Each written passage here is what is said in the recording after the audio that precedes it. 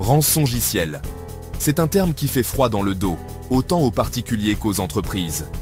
Cette forme insidieuse de logiciels malveillants agit comme un preneur d'otages numériques, s'infiltrant dans les systèmes, chiffrant des données précieuses et exigeant une rançon importante pour leur libération. Les attaques de rançongiciel sont en augmentation, devenant de plus en plus sophistiquées et destructrices. Les cybercriminels font constamment évoluer leurs tactiques, ciblant les entreprises de toute taille et de tout secteur. Comprendre le fonctionnement des rançongiciels est la première étape pour se protéger. Nous allons explorer l'anatomie d'une attaque par rançongiciel, en examinant les étapes de l'infection, l'impact sur les victimes et les leçons cruciales apprises. En comprenant l'ennemi, nous pouvons mieux nous équiper pour nous défendre. L'infection initiale est souvent l'étape la plus furtive d'une attaque par rançongiciel. Les cybercriminels utilisent diverses méthodes pour pénétrer les défenses de leurs cibles, exploitant souvent les vulnérabilités humaines. Les courriels d'hameçonnage restent une tactique populaire. Ces courriels trompeurs se font passer pour de la correspondance légitime, incitant les utilisateurs à cliquer sur des liens malveillants ou à ouvrir des pièces jointes infectées. Une fois cliqué, le rançongiciel est téléchargé sur le système de la victime. D'autres vecteurs d'infection incluent les sites web malveillants, les failles logicielles et les logiciels tiers compromis. Les cybercriminels sont constamment à la recherche de faiblesses à exploiter. Ils utilisent souvent des techniques d'ingénierie sociale pour manipuler les individus afin qu'ils leur accordent l'accès. Une fois à l'intérieur, le rançongiciel reste dormant, se préparant à lancer son attaque. Une fois que le rançongiciel a infiltré le système, il commence son objectif principal, le chiffrement. Le rançongiciel chiffre rapidement les fichiers, les rendant inaccessibles à l'utilisateur. Documents, feuilles de calcul, photos, bases de données, aucun fichier n'est à l'abri. La vitesse de chiffrement peut être alarmante, prenant souvent quelques minutes seulement pour chiffrer un système entier. Le rançongiciel utilise des algorithmes de chiffrement puissants, rendant pratiquement impossible la récupération des fichiers sans la clé de déchiffrement.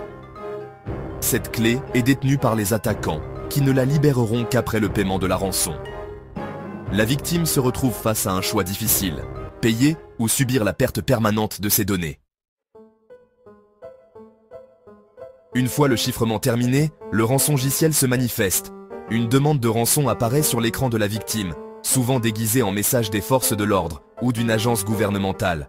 La note expose les exigences des attaquants, exigeant généralement un paiement en bitcoin ou dans une autre crypto-monnaie. Elle comprend des instructions sur la façon d'effectuer le paiement et une date limite pour s'y conformer.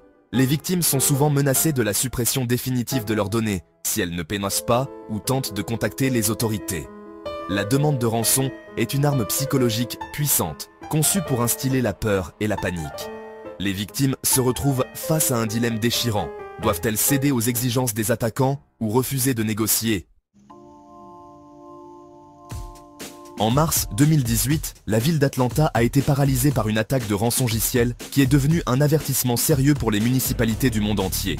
Le coupable était SamSam, une souche particulièrement agressive de rançongiciel connue pour cibler les grandes organisations.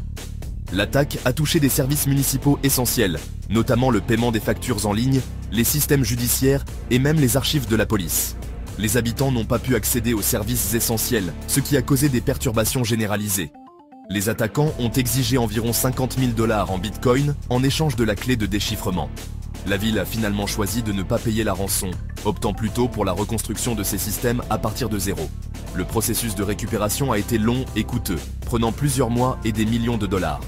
L'attaque a révélé la vulnérabilité des infrastructures critiques au rançongiciel et a souligné l'importance de mesures de cybersécurité robustes. Les retombées, l'impact dévastateur d'une attaque par rançongiciel. Les conséquences d'une attaque par rançongiciel peuvent être considérables et dévastatrices. Pour les entreprises, l'impact peut être paralysant, entraînant des pertes financières importantes, des temps d'arrêt opérationnels et des atteintes à la réputation. La perte de données peut perturber les opérations commerciales, interrompre la production, retarder les expéditions et affecter le service client. Les coûts financiers peuvent être exorbitants, incluant les paiements de rançon, les dépenses de récupération de données, les coûts de restauration du système et les pertes de revenus. De plus, les attaques par rançongiciel peuvent gravement nuire à la réputation d'une entreprise, érodant la confiance des clients et affectant les opportunités commerciales futures. Les conséquences à long terme d'une attaque par rançongiciel soulignent l'importance cruciale des mesures proactives de cybersécurité. Confinement et récupération. Endiguer les dégâts. Les suites immédiates d'une attaque par rançongiciel nécessitent une action rapide et décisive.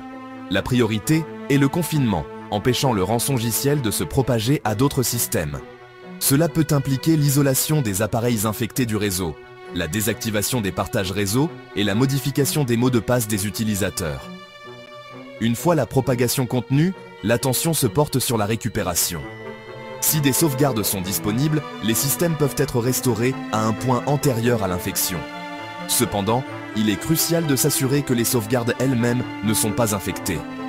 La récupération après une attaque par rançongiciel peut être un processus complexe et long, nécessitant l'assistance d'experts et une compréhension approfondie des systèmes de l'organisation. Leçons apprises. Construire une défense plus résiliente. Chaque attaque par rançongiciel offre de précieuses leçons qui peuvent aider à renforcer les défenses de cybersécurité.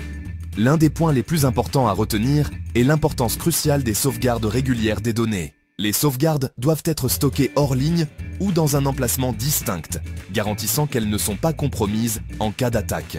Une autre leçon cruciale est la nécessité de mesures de sécurité robustes pour les emails.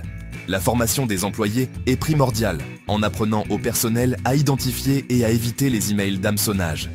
Des programmes réguliers de sensibilisation à la sécurité peuvent réduire considérablement le risque d'erreur humaine. La mise en œuvre de l'authentification multifacteur ajoute une couche de sécurité supplémentaire, rendant l'accès non autorisé beaucoup plus difficile pour les attaquants. Enfin, maintenir les logiciels et les systèmes d'exploitation à jour est essentiel pour corriger les vulnérabilités que les attaquants pourraient exploiter. En tirant les leçons des attaques passées et en mettant en œuvre des mesures de sécurité proactives, les organisations peuvent réduire considérablement leur risque d'être victimes d'un rançongiciel. Conclusion. Le danger toujours présent des rançongiciels. Les rançongiciels restent une menace persistante et évolutive, ciblant les individus et les organisations du monde entier. Leur capacité à paralyser les systèmes, à prendre les données en otage et à perturber les opérations en fait une préoccupation majeure en matière de cybersécurité. Comprendre le fonctionnement des rançongiciels, leur impact et les mesures pour atténuer leurs risques est crucial dans le paysage numérique actuel. En adoptant une approche proactive et multicouche de la cybersécurité, nous pouvons mieux nous protéger contre cette menace insidieuse. N'oubliez pas que la meilleure défense contre les rançongiciels est une bonne attaque. Une combinaison de vigilance, de sensibilisation et de pratiques de sécurité robustes.